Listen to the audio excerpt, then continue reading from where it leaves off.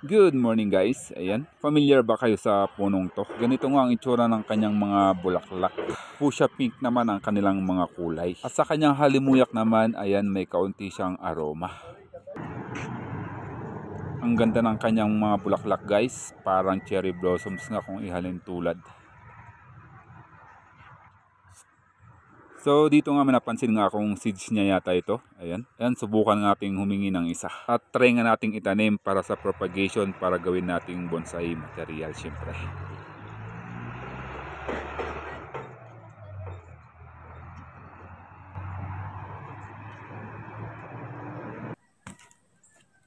Ayan, sa wakas ito na nga yung ating seeds. At ito nga syempre yung itatanim natin sa ating training pot.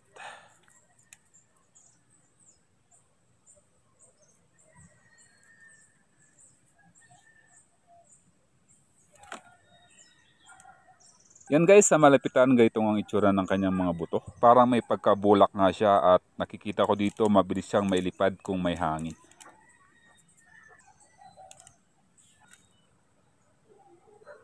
Ayan, gagamit na tayo dito ng sirang batya. At dito nga nilagyan ko na rin ng butas para sa kanyang drainage. Next naman ang screen natin. At ang topsoil natin gagamitin para sa ating medium.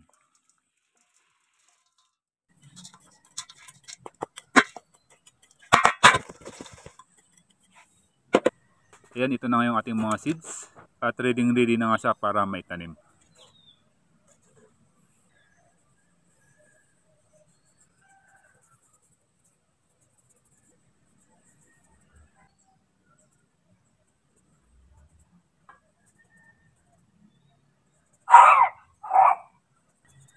At pagkatapos nga natin nilatag ang mga buto, lalagyan nga natin ng kaunting medium para hindi mailipad ang ating mga seeds.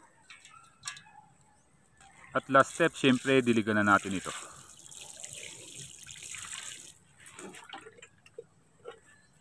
Ayan, 3 weeks after. Ito na nga guys yung ating Oleander o yung sa tinatawag nilang Rose Bay.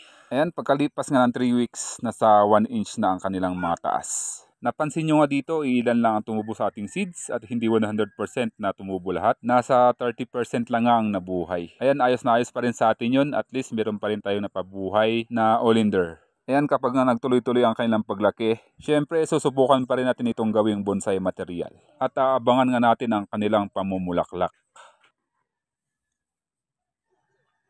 Ayan, paglaki nga ng ating Oleander at naabot nito ang 3 to 4 inches, ayan, ililipat natin siya sa ating mga training pot. Para nga mahiwa-hiwalay na sila at mas mapapabilis ang kanilang paglaki.